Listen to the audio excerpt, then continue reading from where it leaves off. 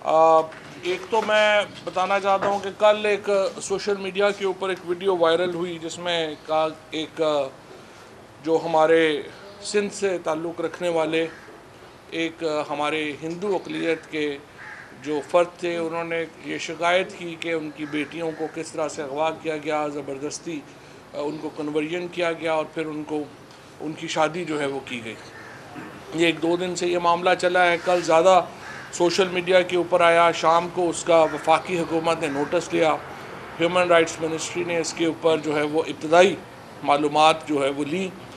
आज सुबह वज़ीर-ए-आज़म साहब ने मुझे हदायत की, उन्होंने कहा कि दोनों जो पंजाब की हुकूमत है और सिंध की हुकूमत है उनसे ये कोऑर्डिनेट किया जाए कि ये जो मामला है इसके हक़ाइक़ क्या हैं और इसके ऊपर अब तक क्या कार्रवाई हुई है।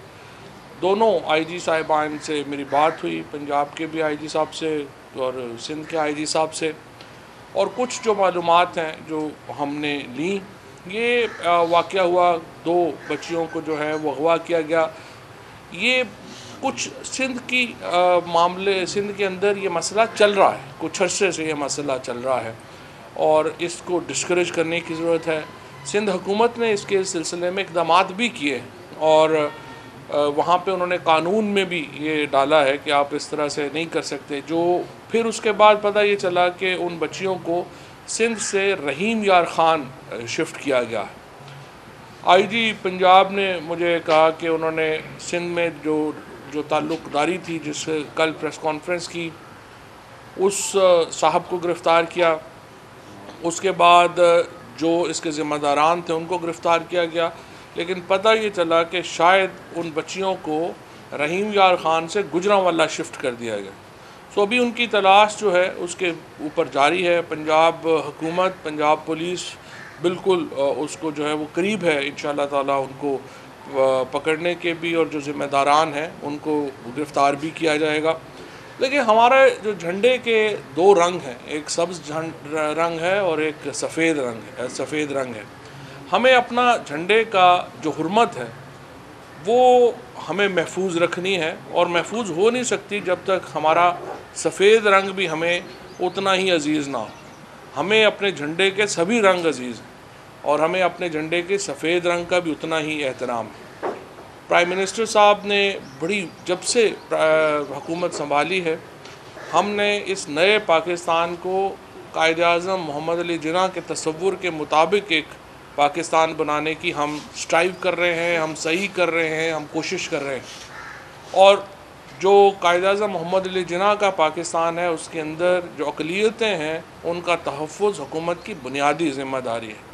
लिहाजा इंशाअल्लाह हम इस मामले में भी कोई दक़ीक़ा फ़र्द गुज़ाश्त नहीं करेंगे, पूरी कोशिश की जाएगी।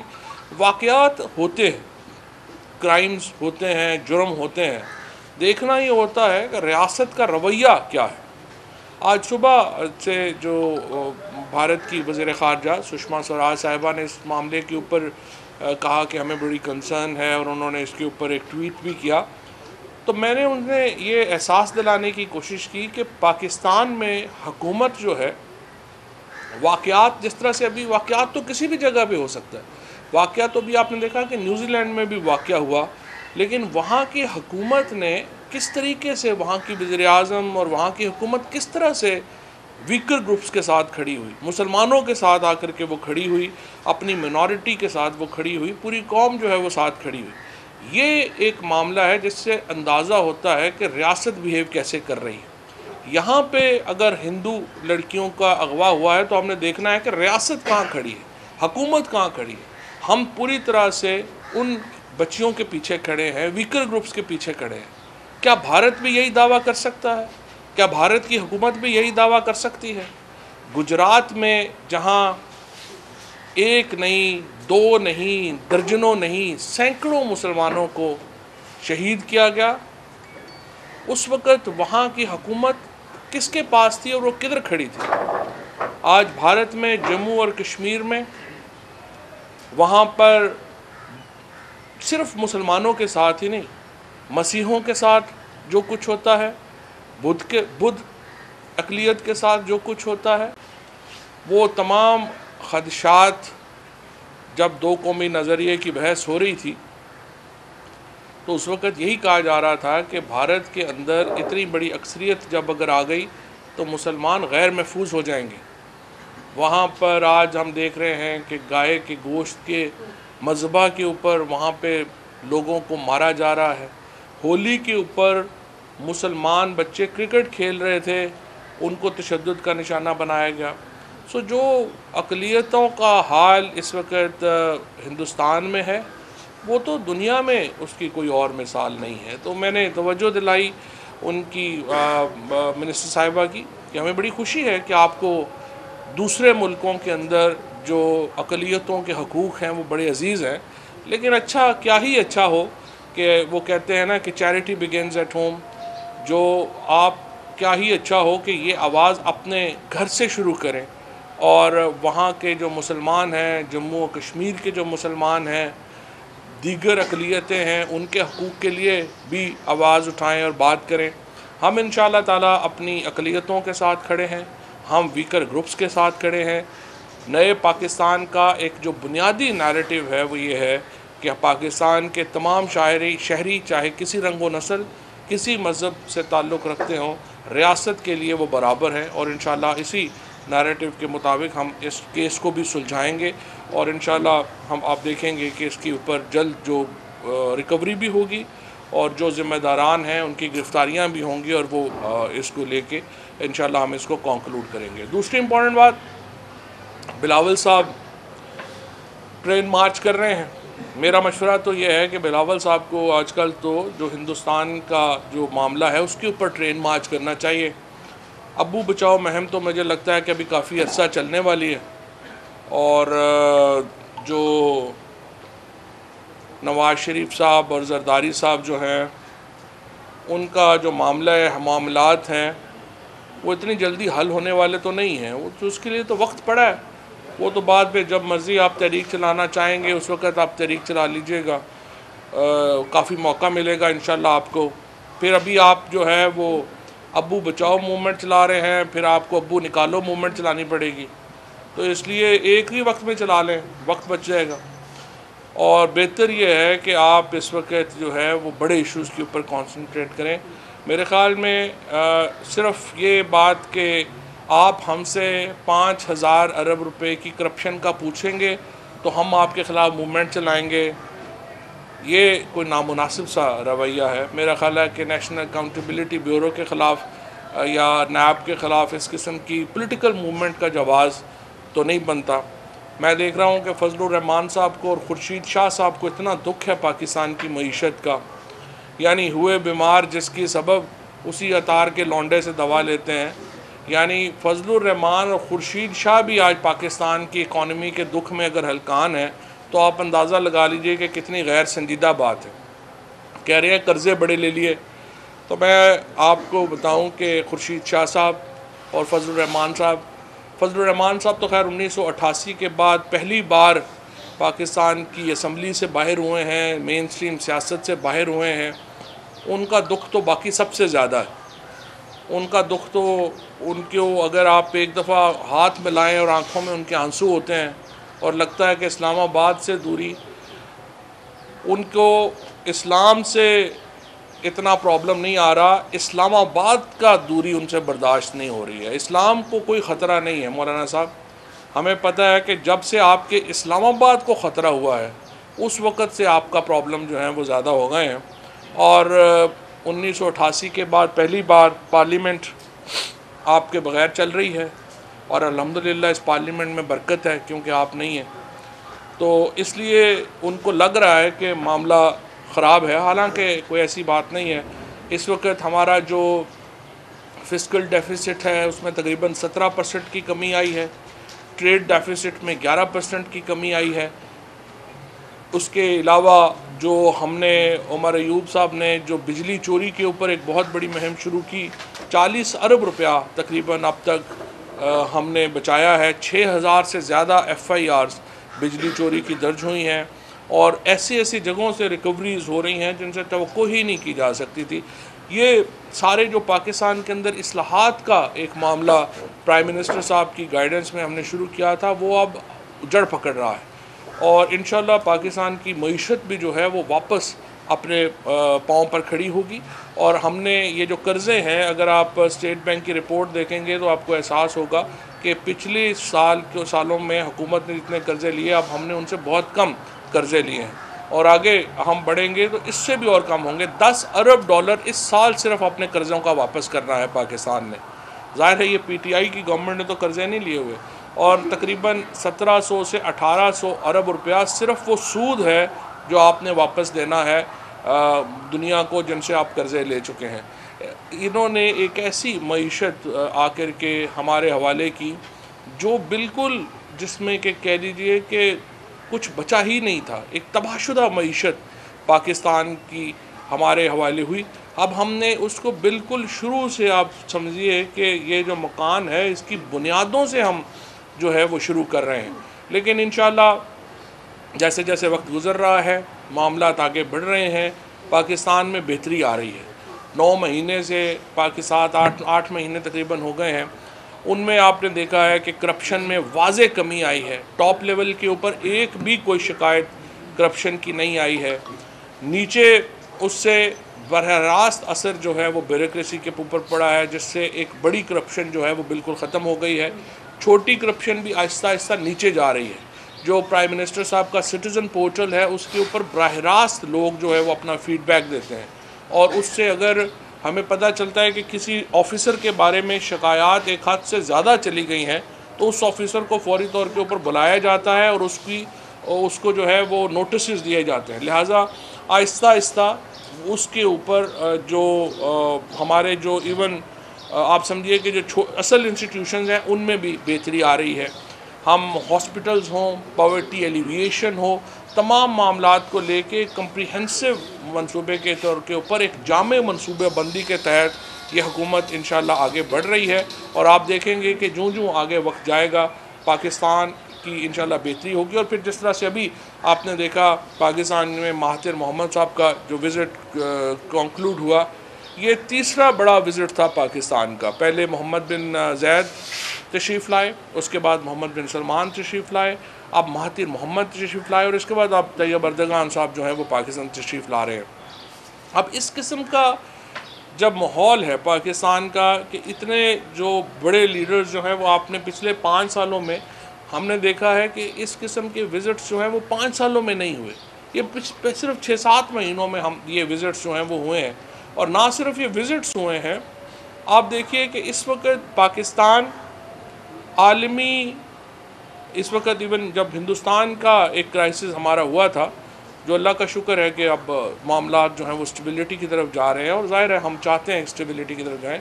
उस वक्त आपने देखा है कि पाकिस्तान इस वक्त दुनिया में कहाँ खड़ा है, पाकिस्तान मुस्लिम उम्मा में कहाँ खड़ा है। सो हमारे लिए बड़ी एक खुशाइन बात है कि जो भी इस वक्त लोग आ रहे हैं, इमरान ख़ान को पाकिस्तान की क़यादत के तौर पे नहीं, अब मुस्लिम उम्मा की लीडरशिप के तौर पे देखा जा रहा है। और इमरान ख़ान का जो किरदार रहा है मिडल ईस्ट में, उन्होंने कहा हम ये इख्तलाफात को दूर करना चाहते हैं, कम करना चाहते हैं। उनका आप प्रेसिडेंट ट्रंप की आपने 3 दिन पहले स्टेटमेंट सुनी, उन्होंने कहा कि हमारे ताल्लुकात बेहतर हो रहे हैं क्योंकि अफ़गानिस्तान की स्टेबिलिटी में पाकिस्तान अपना किरदार अदा कर रहा है। सो हमने जो पिछली हुकूमत थी उसको पता ही नहीं था कि पाकिस्तान की अहमियत कहाँ कहाँ और क्या क्या है। हमने उस अहमियत को उजागर किया है, चाहे वो वेस्ट हो, चाहे अमेरिका हो, चाहे हमारे मुस्लिम ममालिक हो। हर मुल्क के साथ, हर ख़ित्ते के साथ हमने अपने ताल्लुकात की नौयत को तब्दील किया है। और आज अल्हम्दुलिल्लाह इमरान ख़ान को सिर्फ पाकिस्तान के लीडर के तौर के ऊपर नहीं, मुस्लिम उम्मा के लीडर के तौर के ऊपर देखा जा रहा है। और जब यमन का मामला हो, चाहे ईरान का मामला हो, चाहे हमारा सऊदी अरब यूएई का मामला हो, इमरान ख़ान को पूछा जाता है, उनकी राय ली जाती है, उनको उसके मुताबिक जो है वो उस मामले को जो है वो आगे बढ़ाया जाता है। ये पाकिस्तान की असल अहमियत है। आपकी जो नुमाइंदा होता है, जो आपका वज़ीर-ए-आज़म होता है, वो पाकिस्तान का वज़ीर-ए-आज़म है। उनकी इज़्ज़त में पूरे कौम की इज़्ज़त है। लिहाजा हमें बड़ी खुशी है कि पाकिस्तान का मुकाम इस वक्त ऊपर जा रहा है, प्राइम मिनिस्टर साहब का मुकाम ऊपर जा रहा है, और इंशाअल्लाह ताला आइंदा आने वाले दिनों में हमारा पॉलिटिकल चैलेंज बज़ाहिर जो है वो फ्रैंकली जो हमारे दोनों लाडले बच्चे हैं वो नहीं हैं, ना इनका कोई पॉलिटिकल चैलेंज हमारा इनसे नहीं है, ना ही हमारा बिलावल साहब से या मरियम बीबी से। हम समझते हैं कि वो उन्होंने तो अभी ज़िंदगी अभी शुरू की है। हमें उम्मीद है कि वो अपनी सियासत में आने से पहले कुछ दूसरे मामलात को देखना ज़रूर चाहिए। उन्हें चाहिए लोगों की कुछ खिदमत करें, कुछ फिलैंथ्रापी करें, कुछ लोगों की मदद करें। कम से कम एक नौकरी 6-6 महीने कर लें ताकि उनको थोड़ा पता चल जाए कि ज़िंदगी कैसे गुजरती है। सिर्फ अब्बू के पैसों के ऊपर सियासत करना कोई इतना मुनासिब काम नहीं है। सो इंशाअल्लाह ताला जो पाकिस्तान का मुस्तकबिल एक रोशन मुस्तकबिल है, और इंशाअल्लाह इमरान खान की क़यादत में हम जिस तरह आगे बढ़ रहे हैं, हम इंशाअल्लाह एक कम्प्रिहेंसिव पॉलिसी के तहत आम आदमी की जो ज़िंदगी नेशनल एक्शन प्लान पर अमली बनाने के लिए हुकूमत ने अपोजिशन जमातों को दावत दी, लेकिन बिलावल ने ये इल्ज़ाम आयद किया कि 3 वफाकी मुल्ज़ा जो हैं उनके तरह की तंजीमों से जिनसे ताल्लुकात हैं, जब तक उन्हें भी हटाया गया था हम हुकूमत की ऑफर को कबूल नहीं करेंगे। क्या देखिए, बिलावल साहब को ज़ाहिर उन्होंने नहीं गौर से देखा होगा। अगर वो खुर्शीद शाह साहब और कमरजुमान कायरा साहब की भी तस्वीरें देख लेते किन किन के साथ हैं, वो फिर ये मुतालबा ना करते। लेकिन उन्होंने चूँकि देखा नहीं है, क्योंकि उनको पता नहीं है कि खुर्शीद शाह साहब कितने बड़े टेररिस्टों के साथ मुलाकातें करते रहे हैं। सो अगर इस बात के ऊपर हो तो पाकिस्तान की सारी असम्बली जो है वो फिर उसको बैन करना पड़ेगा। पाकिस्तान के जो सारे वज़रा हैं वो पाकिस्तान के साथ हैं और इंशाल्लाह पाकिस्तान के साथ रहेंगे। बिलावल साहब को अपना नैरेटिव थोड़ा चेंज करना है, उन्हें भी पाकिस्तान के साथ खड़ा जो आपने सारी जमातों ने मिलकर किया उसमें फौज भी ऑन बोर्ड थी। आपकी हुकूमत उस पर संजीदगी से अमल करना भी चाहती है या सिर्फ सियासी पॉइंट स्कोरिंग? मेरा ये ख्याल है कि सबसे ज़्यादा अभी तक जो अमल दरामद हुआ है, पहली बात तो ये बात समझिए कि नेशनल एक्शन प्लान 2014 में बना था। ये कहना सही नहीं होगा कि उसके ऊपर अमल दरामद नहीं हुआ। टू बी फेयर विद तमाम पॉलिटिकल पार्टीज़ ने उसके ऊपर अपने तय अमल किया है। मसलन अगर पीपल्स पार्टी को क्रेडिट दें तो आप सवात का ऑपरेशन हुआ था, पीपल्स पार्टी का उसमें क्रेडिट है, उन्होंने उसको इम्प्लीमेंट किया। PMLN को क्रेडिट दें तो नॉर्थ वज़ीरिस्तान साउथ वज़ीरिस्तान के ऑपरेशन हुए थे, उन्होंने उसमें किया था। हमने आकर के जो उसमें लूप होल्स रह गए थे हम उसको इम्प्लीमेंट कर रहे हैं। ये नेशनल एक्शन प्लान के ऊपर पीपल्स पार्टी, नून लीग, पीपल्स पार्टी का झगड़ा है ही नहीं। तमाम पार्टीज इसके ऊपर इकट्ठी हैं और इंशाल्लाह इसलिए इकट्ठी हैं। देखिए, हम लोग frank to be fair with, हम लोग मिलिशियाज तो नहीं है, हमारे पास असले तो नहीं है। हमने तो सियासत करनी है लोगों के साथ मिलके। उसके लिए अमन चाहिए, उसके लिए एक ऐसा माहौल चाहिए जिसमें रियासत का रिट हो। So national action plan is all about रियासत की रिट, और उसको हमने इम्प्लीमेंट करना है। ये मेरे भी इंटरेस्ट में है, पीपल्स पार्टी के भी इंटरेस्ट में है, PMLN के भी इंटरेस्ट में है। तो इसके ऊपर हमारी कोई लड़ाई है नहीं है और इंशाल्लाह इसको हम ये बताइएगा कि नेशनल एक्शन प्लान पर जो बिलावल भुट्टो बड़े सख्त बयान दे रहे हैं, क्या इन बयान के उसमें कोई ऐसे इम्कान हैं कि उन पर पाबंदियाँ आयद की जाए? किसके ऊपर? बिलावल भुट्टो। नहीं, बिलावल साहब के ऊपर क्यों पाबंदियाँ आयद करनी है? उनके बयान को वो खुद भी संजीदा नहीं लेते, कोई ऐसी बात। ये बताइएगा कि शेख रशीद ने प्रेस कॉन्फ्रेंस में बाज़ाब्ता तौर पर कहा कि वो जिहादी हैं, जिहाद पे यकीन रखते हैं। अगर उनकी मस्जिद का मौलवी अशरफ अली जो है वो शाम को फतवा दे रहे कि जिहाद लाजम है तो वो बंदूक लेकर निकल पड़ेंगे। क्या ऐसे वज़ीर की हैसियत में हुकूमत का जो है नेशनल एक्शन प्लान संजीदा नज़र आता है? जहाद सिर्फ रियासत कर सकती है। नेशनल एक्शन प्लान में हमने बात तय की हुई है, रियासत के अलावा कोई इंडिविजुअल किसी किस्म का ना जहाद का फतवा दे सकता है ना किसी को अलाउ है। ये रियासत का फ़ैसला होता है। जहाद जो है वो एक बहुत अहम और फजीलत वाली चीज़ है, लेकिन इंडिविजुअल्स को ये हक नहीं है कि वो कोई किसी किस्म का कोई शेख रशीद के बयान का नोटिस लिया गया कोई प्राइम मिनिस्टर? मेरा नहीं ख्याल शेख साहब का बयान मैंने नहीं सुना इस तरह। जी सर, ये बताइएगा कि बिलावल और दूसरे पॉलिटिशियन जो बयानियाँ आजकल बयान कर रहे हैं उससे पाकिस्तान के बयानियों को कितना नुकसान पहुँच रहा है, उसको टैकल करने के लिए आप क्या करें? देखिए, बात यह है कि असल में इशू ये है कि वो बिलावल साहब का या पीपल्स पार्टी का मसला क्या है। मसला ये है कि आपने 5,000 करोड़ रुपया आपके फेक अकाउंट्स हैं, आप उनसे पूछते हैं कि फेक अकाउंट्स में ये पैसे कहाँ से गए, वो कहते हैं नहीं आपने कालेदम जमातों के ख़िलाफ़ नहीं किया। बुनियादी तौर के ऊपर उनकी कोशिश ये है कि एक जो बयानिया है वो डाइवर्ट हो सके यहाँ से हम उधर ले जाएं और उसका कोई ताल्लुक़ नहीं है। लेकिन इंशाअल्लाह ताला हमने देखा है कि नवाज़ शरीफ के मामले में भी डाइवर्जन की कोशिशें नाकाम हुई हैं और बिलावल साहब भी ये नहीं कर पाएंगे। खुर्शीद शाह साहब हों, फजलुर रहमान हों, ये बेचारे तो ये कुछ जरदारी साहब या नवाज़ शरीफ की मोहब्बत में नहीं है, इनको तो अपनी फ़िक्र पड़ी हुई है कि इसके बाद हमारी बारी आनी है। खुर्शीद शाह साहब का जो कारनामे हैं या फजलुर रहमान के कारनामे हैं वो लोगों से छुपे हुए तो नहीं है ना, ये इसके बाद इनकी चूँकि उनको लग रहा है कि बारियाँ लगी हुई हैं, इसके बाद हमारी ना आ जाए उससे शान। रहमान की मुशावरत से अगर कोई एहतजाज करने जाती हैं तो हुकूमत का क्या लाइन ऑफ एक्शन होगा? जिस तरह पीटीआई को फ्री मिला था रास्ता इस्लामाबाद तक जाने का इजाज़त मिलेगी, और कल मरियम बीबी ने नवाज शरीफ की सेहत के हवाले से धरने की कॉल दी थी, जो कारकुनान ने ट्रेन रोकी थी, उनके खिलाफ मुकदमात भी हो गए और गिरफ्तारियां भी हो रही हैं। हुकूमत की पॉलिसी क्या है अपोजिशन को? नहीं, अपोजिशन आज़ाद है बिल्कुल, वो अपना एहतजाज करना जो है वो हर एक पोलिटिकल राइट है और पोलिटिकल राइट जो है वो हर एक का प्रिजर्व होना चाहिए। सिर्फ जाहिर है कि अगर आप ट्रेन रोकेंगे, उसको पत्थर मारेंगे, या जिस तरह इस्लामाबाद में हमने देखा कि पुलिस को बेचारी सहाफ़ी हमारे ये जो कैमरामैन हैं यहाँ पे, ये अगर आपकी कवरेज करने जा रहे हैं और अगर आप इनको पत्थर मारना शुरू कर देंगे तो फिर कैसे जो है वो मामला चलेगा। आपने पुरमन एहतजाज जो करना है उसकी आपको इजाज़त है, हमको और आप फिर ये देखिए, हमने किसी आदमी के ख़िलाफ़ एंटी टेररिज्म एक्ट नहीं लगाया। जो धरना हुआ था वहाँ पर पोलिटिकल एक्टिविटी थी, सबको एंटी टेररिज्म एक्ट में जो है वो बंद किया गया, बाशमूल इमरान खान के उन्होंने एंटी टेररिज्म लगाया। यहाँ पर इस हुकूमत ने एक पर्चा जो है वो एंटी टेररिज्म के ऊपर मिसयूज़ जो है वो नहीं किया। हमारी तरफ से आए माशाल्लाह एहतजाज करें, बंदे तो बल्कि मैं तो कहता हूँ बंदे भी हमसे मांग लें। आजकल जो हालात चल रहे हैं, पीटीआई अपने को बंदे भिजवा दे तो भिजवा दे, बाकी इनसे क्या। आपकी इमरान खान ने कहा था जिसको अदालत से सजा होगी वो उनको हम अपने आप से अलग कर देंगे अपनी बात से, लेकिन जहांगीर तरीन साहब जो है वो मुख्तलिफ इजलासों में बैठते हैं, सजा जाता है, अलग कर दिया उन्हें, कैबिनेट में नहीं है। लेकिन अगर एक आदमी कॉम्पिटेंट आदमी है, और पहली बात हाँ बिल्कुल उसलिए कि जहांगीर खान तरीन हो या पाकिस्तान में मिसाल के तौर के ऊपर जो डुअल नेशनल्स हैं उनको ये हक नहीं है कि वो इलेक्शन लड़ें, लेकिन अगर वो एक्सपर्ट हैं तो हम उन्हें बुला के सुनेंगे कि आप उसके ऊपर क्या कहते हैं।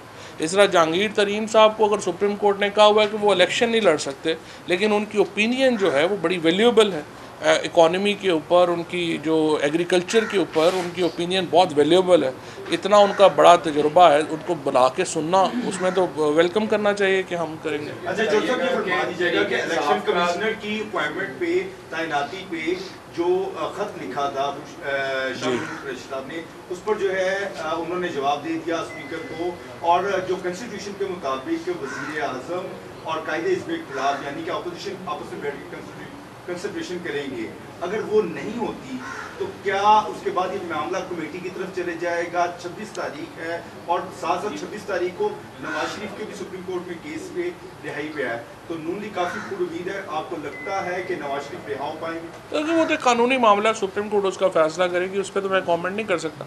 लेकिन ये जो इलेक्शन कमीशन के मेम्बरान की तकरीरी है, इसके ऊपर हमारा जो लीडर ऑफ अपोजिशन है शहबाज शरीफ साहब, उनसे रब्ता है। शाह महमूद कुरैशी साहब की 2 दफ़ा उनके साथ बातचीत हो चुकी है, एक दफ़ा फिर अब परवेज़ खटक साहब जो हैं, चूँकि शाह साहब गए थे, चाइना गए थे, फिर टर्की गए थे, तो परवेज़ खटक साहब के ज़िम्मे लगाया गया था, वो उसके ऊपर रब्ता करेंगे। मुझे उम्मीद है कि हम एक कंसेंसस पे पहुँच जाएंगे, और नहीं पहुँचेंगे तो फिर ज़ाहिर कमेटी करेगी।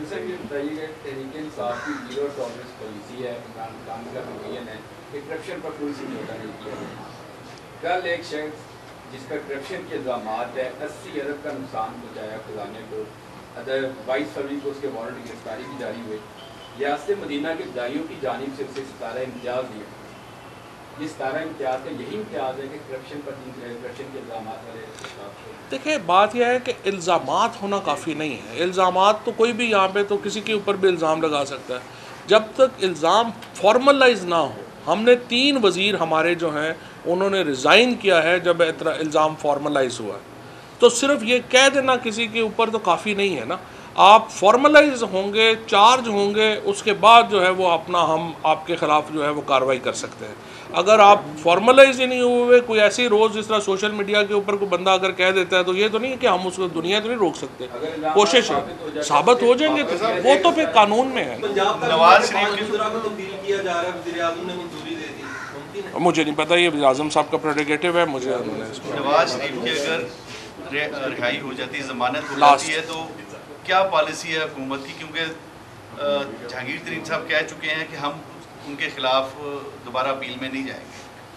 नहीं देखिए, हम तो अब भी नहीं है, ये तो नेशनल अकाउंटेबिलिटी ब्यूरो के प्रेरोगेटिव है कि उन्होंने उनके ऊपर क्या करना है। हम तो चाहते हैं नवाज शरीफ साहब पैसे दें, प्ली बागेन में आए, पैसे दे। मुझे और आपका, हमारा आपका इंटरेस्ट उन्हें जेल में रखने में क्या है? हमारी कोई ज़ाती दुश्मनी तो नहीं है। हमारे आपके पैसे वापस करें, और कौन सा इमरान खान के ज़ाती पैसे तो नहीं खा के बैठे हुए, मेरे आपके पैसे खा के बैठे हुए हैं। अगर आप लोगों ने हम आवाम के पैसे तो माफ़ नहीं कर सकते, अपने होते तो माफ़ भी कर देते, ये मसला है। सर चौहान वापस आ रहे हैं।